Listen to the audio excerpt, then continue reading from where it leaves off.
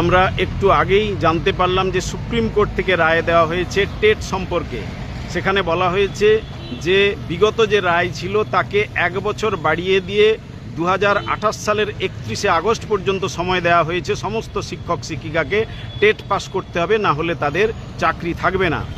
অথচ এই যে টেটের নতুন নিয়ম লাগু হওয়ার আগে নিয়োজিত শিক্ষক শিক্ষিকা যারা যোগ্যতার মধ্য দিয়ে পরীক্ষার মধ্য দিয়ে নিয়োজিত হয়েছিলেন তাদেরকে পুনরায় চাকরি রক্ষার পরীক্ষা দেওয়ার যে নিদান, এ অত্যন্ত অন্যায়। আমরা প্রথম থেকে তাই দাবি করেছিলাম যে কেন্দ্রীয় সরকার অর্ডিন্যান্স জারি করে এই সমস্যার সমাধান করুক, পার্লামেন্টে অর্ডিন্যান্স জারি করে এই সমস্যার সমাধান দ্রুত করা যায়। কেন্দ্রীয় শিক্ষামন্ত্রী তিনিও প্রতিশ্রুতি দিয়েছিলেন যে এই সমস্যার সমাধান তারা করবেন।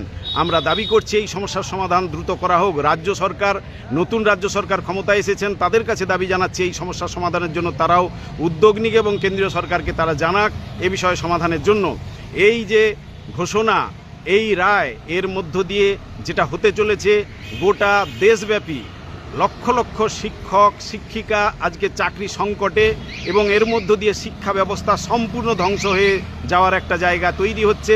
বেসরকারিকরণের কিন্তু পথ প্রশস্ত হচ্ছে, এক ধাক্কায় সরকারি শিক্ষা ব্যবস্থা ধ্বংসের দিকে যাচ্ছে, এই জায়গাটা তৈরি হচ্ছে।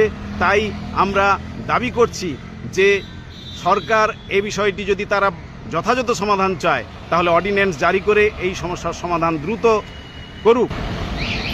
পাশাপাশি আমরা আরেকটি বিষয় বলতে চাই যে পূর্বে নিয়োজিত শিক্ষক শিক্ষিকাকে যখন আবার একবার পরীক্ষা দিয়ে তাদের চাকরি রক্ষা করতে বলা হচ্ছে, এর মধ্য দিয়ে যারা আজকে নিশ্চিন্তে রয়েছেন তাদের উদ্দেশ্যে আমি এই বার্তা দিতে চাই যে আপনারা কেউ কিন্তু নিশ্চিন্ত নয়।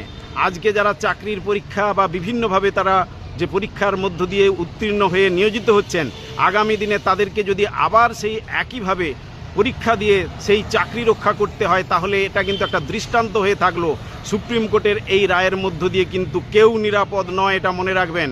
আজকে এই রায়ের মধ্য দিয়ে কেউ মনে করবেন যে অনেকে যারা এটা এফেক্ট হচ্ছেন না তাদের ক্ষেত্রে মনে করবেন যে তারা হয়তো এটা তাদের গায়ে লাগলো না। আগামী দিনে কিন্তু এই রায়ের এফেক্ট সকলের কাছে আসতে চলেছে।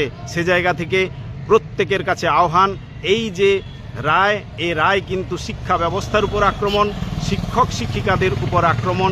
রেট্রোস্পেকটিভ এফেক্ট কোনোভাবে মেনে নেওয়া যায় না। দেশের লক্ষ লক্ষ শিক্ষক কিন্তু এই রায় মেনে নেবে না, এর তীব্র প্রতিক্রিয়া দেখা দেবে এবং আমরা এই যে রায়, এই রায়ের সংশোধন এবং যে অর্ডিন্যান্স জারি করার মধ্য দিয়ে এই সমস্যার সমাধান দ্রুত করা হোক, এই দাবি আমরা তুলে ধরছি। নমস্কার, আমি কিঙ্কর অধিকারী, সাধারণ সম্পাদক, শিক্ষানুরাগী ঐক্যমঞ্চ।